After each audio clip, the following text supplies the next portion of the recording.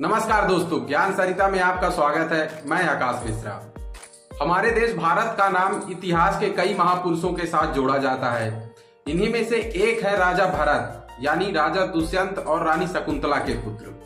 तो आज के इस वीडियो में हम जानेंगे कि ये राजा भरत कौन थे जिनके साथ हमारे देश का नाम जोड़ा जाता है, यानी जिनके नाम पर हमारे देश का नाम पड़ा।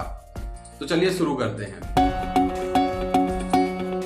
जब देवों और असुरों का युद्ध चल रहा था तो उस समय असुरों के गुरु थे शुक्राचार्य और असुरों के राजा थे बृहस्पर्वा। शुक्राचार्य की एक बेटी थी देवयानी। देवयानी की एक सहेली थी शर्मिष्ठा। जो शर्मिष्ठा थी वो असुरों के राजा बृहस्पर्वा की बेटी थी। और जो देवयानी और शर्मिष्ठा दोनों पक्की सहेलियां थी। एक बार देवयानी और शर्मिष्ठा दोनों तालाब में नहाने के लिए गईं। जब वो तालाब से नहाकर बाहर निकली तो गलती से दोनों ने एक दूसरे के कपड़े पहन लिए। जब देवयानी ने देखा कि शर्मिष्ठा ने मेरे कपड़े पहने हैं तो उसने थोड़ा अभिमान से भरकर ये कहा कि मेरे कपड़े पहन लेने से तुम एक ऋषि कन्या नहीं बन जाओगी। हमारा कुल ऊंचा है और हमेशा ऊंचा रहेगा। तुम नीचे कुल की और हमेशा नीचे ही रहोगी। इस बात से शर्मिष्ठा नाराज हो गई क्योंकि वो भी एक राजा की बेटी थी। उसने देवयानी को कहा कि तुम एक भिखारी की बेटी हो, तुम्हारे पिता मेरे पिता के सामने सर झुकाते हैं। शर्मिष्ठा ने देवयानी को धक्का दिया और अपने घर चली गई। देवयानी इस घटना के बाद बहुत अपमानित हुई। उसने अपने पिता शुक्राचार्य के सामने शर्त रखी कि देवयानी से मुझे प्रतिशोध लेना है, आप मेरी मदद करो। शुक्राचार्य ने बृहस्पर्वा को कहा कि अपनी बेटी को मेरी बेटी की दासी बनाओ, अन्यथा मैं तुम्हारा साथ नहीं दूंगा युद्ध में। बृहस्पर्वा जो है डर कर अपनी बेटी को देवयानी की दासी बना दी क्योंकि वो नहीं चाहते थे कि इस लड़ाई में शुक्राचार्य हमारा साथ छोड़े। अब शर्मिष्ठा देवयानी की दासी बन गई। कुछ दिनों बाद देवयानी की शादी ययाति नाम के राजकुमार से हुई। जब ययाति नाम के राजकुमार से देवयानी की शादी हुई तो देवयानी अपने ससुराल भी शर्मिष्ठा को दासी बनाकर ले गई। फिर ययाति और देवयानी का एक पुत्र हुआ जिसका नाम था यदु। कहा जाता है कि जो आज का यादव समाज है वो इसी यदु नामक राजकुमार का वंशज है, जो यादव समाज है। फिर धीरे धीरे जो शर्मिष्ठा और ययाति थे इन दोनों में आपस में प्रेम होने लगा क्योंकि शर्मिष्ठा भी एक राजकुमारी थी, उनका वैभव और आकर्षण अपना था। इस वजह से ययाति शर्मिष्ठा के प्रेम में पड़ गए। दोनों से एक बालक हुआ जिसका नाम था पुरु।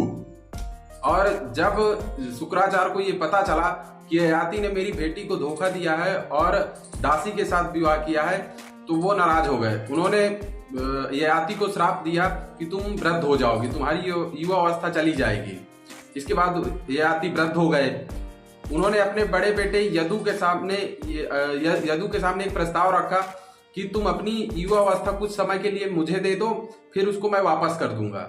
यदु ने यह कहते हुए मना कर दिया कि तुमने मेरी माँ को धोखा दिया, इसलिए मैं तुम पर भरोसा नहीं कर सकता। लेकिन जो पुरु था, यानी ययाति और शर्मिष्ठा का बेटा पुरु था, उसने अपने पिता को अपनी युवा अवस्था गिफ्ट कर दी। यानी उन्हें कहा कि आप मेरी युवा अवस्था ले लो, बाद में वापस कर देना। इस बात से ययाति इतने खुश हुए कि उन्होंने अपने बड़े बेटे यदु की जगह पुरु को राजा बना। जो पुरु थे अब वो राजा बन गए। इसी पुरु वंश में कई पीढ़ियों के बाद राजा विश्वामित्र हुए। विश्वामित्र पहले एक राजकुमार थे लेकिन अपने आध्यात्मिक लगाव के कारण वो ऋषि बन गए। जो विश्वामित्र थे वो भगवान शिव की तपस्या में लीन थे। जब इंद्र ने देखा कि विश्वामित्र शिव जी की तपस्या में लीन है तो उन्हें डर हुआ कि शिव जी कहीं मेरा सिंहासन विश्वामित्र को ना दे दे। इसलिए उन्होंने अपनी सबसे खूबसूरत अप्सरा मेनका को विश्वामित्र की तपस्या भंग करने के लिए भेजा। मेनका इसमें सफल हो गई। विश्वामित्र और मेनका की शादी हो गई। उनकी एक बेटी हुई। लेकिन बाद में विश्वामित्र को एहसास हुआ कि मेरा जीवन तो तपस्वियों का है, मैं कहाँ घर गृहस्थी में फंस रहा हूँ। तो वो मेनका और अपनी बेटी को छोड़कर जंगल में चले गए। इधर मेनका भी धरती में बहुत लंबे समय तक नहीं रह सकती थी, इसलिए वो अपनी बेटी को मालिनी नदी के किनारे छोड़कर वापस चली गई इंद्र के दरबार में। इधर जो बेटी थी जिसे मालिनी नदी के किनारे छोड़ दिया गया था, उस नन्ही सी बच्ची को कुछ शकुन पंछी देख रेख कर रहे थे उस बच्ची की। एक बार कण्व ऋषि उसी मालिनी नदी के किनारे से गुजर रहे थे, तब उनकी नजर उस बच्ची में पड़ी। वो बच्ची को घर ले आए और उन शकुन पंछियों के नाम की वजह से उसका नाम शकुंतला रख दिया। अब शकुंतला कण्व ऋषि के आश्रम में धीरे धीरे बड़ी होने लगी। एक बार राजा दुष्यंत जंगल में शिकार खेलने आए थे, तब उनकी नजर शकुंतला पर पड़ी। शकुंतला से उन्हें प्रेम हो गया और शकुंतला को भी दुष्यंत से प्रेम हो गया। राजा दुष्यंत ने शकुंतला से गंधर्व विवाह किया। उन दोनों का एक पुत्र हुआ भरत। जब भरत का जन्म हुआ तो शकुंतला ने कण्व ऋषि से भरत का भविष्य जानना चाहा, उन्हें आशीर्वाद देने के लिए कहा। कण्व ऋषि ने कहा कि शकुंतला तुम्हारा पुत्र महान यशस्वी सम्राट बनेगा, इसकी जो महानता है वो पूरी दुनिया में जानी जाएगी, इसका राज्य चारों दिशाओं में होगा, ये और जिस जगह ये शासन करेगा उस जगह को भारतवर्ष के नाम से जाना जाएगा। कण्व ऋषि ने यह आशीर्वाद दिया शकुंतला के पुत्र भरत को। इसके बाद जो राजा दुष्यंत थे वो भी बहुत लंबे समय तक आश्रम में नहीं रह सकते थे, वो भी अपने राज्य में जाने के लिए वापस तैयार हो गए और उन्होंने शकुंतला को भरोसा दिया कि कुछ समय बाद मैं आऊंगा और तुम्हें वापस ले जाऊंगा। शकुंतला को उन्होंने निशानी के रूप में एक अंगूठी दी। जो अंगूठी थी वो थोड़ी बड़ी थी तो शकुंतला की जो उंगली थी उसमें ढीली पड़ती थी। अब राजा दुष्यंत अपने राज्य के लिए चले गए, इधर शकुंतला उनका इंतजार करने लगी। एक बार दुर्वासा ऋषि कण्व ऋषि के आश्रम में आए। शकुंतला दुष्यंत के ख्यालों में डूबी हुई थी, इसलिए वो दुर्वासा ऋषि का स्वागत सत्कार नहीं कर सकी। इस बात से खफा होकर दुर्वासा ऋषि ने शकुंतला को श्राप दिया कि जिस इंसान के प्रेम में डूबकर, उसके ख्यालों में डूबकर तुमने मेरा अपमान किया है वो तुम्हें भूल जाए। अब शकुंतला डर गई, उन्होंने दुर्वासा ऋषि से माफी मांगी, अपनी गलती स्वीकार की और उनसे अपना जो श्राप था उसे वापस लेने के लिए कहा। दुर्वासा ऋषि ने कहा श्राप अब वापस तो नहीं हो सकता, मैं इतना सुधार कर सकता हूं कि जो इंसान है जो तुम्हें भूलेगा, अगर तुम उसे कोई निशानी दिखा दोगी तो वो तुम्हें याद कर लेगा, वो तुम्हें पहचान लेगा। अब काफी समय बीत गया, राजा दुष्यंत जो थे वो भूल चुके थे शकुंतला को, वो आए नहीं।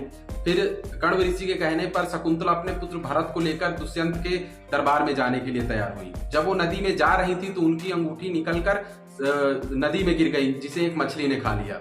जब शकुंतला राजा दुष्यंत के दरबार में पहुंची तो राजा दुष्यंत ने शकुंतला और भरत को पहचानने से इनकार कर दिया। इसके बाद दुखी होकर शकुंतला फिर से कण्व ऋषि के आश्रम में आ गई।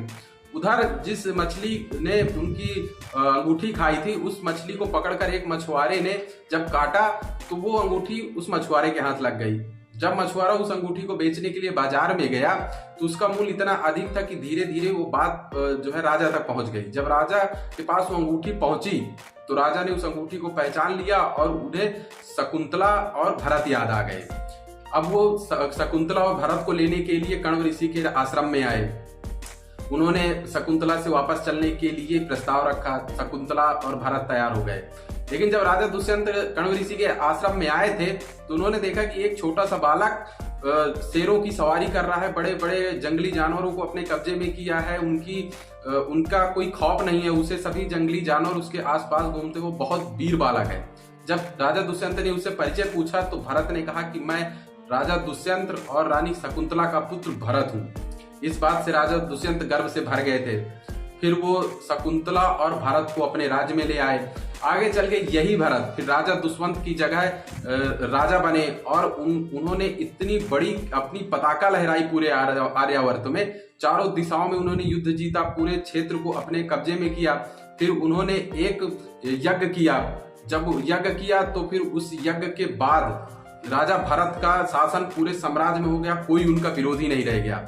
वो भारत के बहुत बड़े महान चक्रवर्ती सम्राट बने। फिर इन्हीं राजा भरत के नाम पर हमारे देश भारत का नाम पड़ा। तो ये कहानी हमारे देश भारत के नाम पड़ने की है, रानी शकुंतला और दुष्यंत के प्रेम की है। तो ये जानकारी आपको देनी थी, ये कहानी आपको सुनानी थी। मकसद था कि इस कहानी के माध्यम से आप ये जान पाए कि हमारे देश का नाम कैसे पड़ा और हमारी पौराणिक कहानियां क्या हैं। तो चलिए मित्रों, फिर मिलते हैं किसी नए वीडियो में। अगर ये कहानी आपको अच्छी लगी हो, ये वीडियो आपको अच्छा लगा हो तो इसे लाइक कीजिएगा और हमारे चैनल को सब्सक्राइब कीजिएगा। धन्यवाद।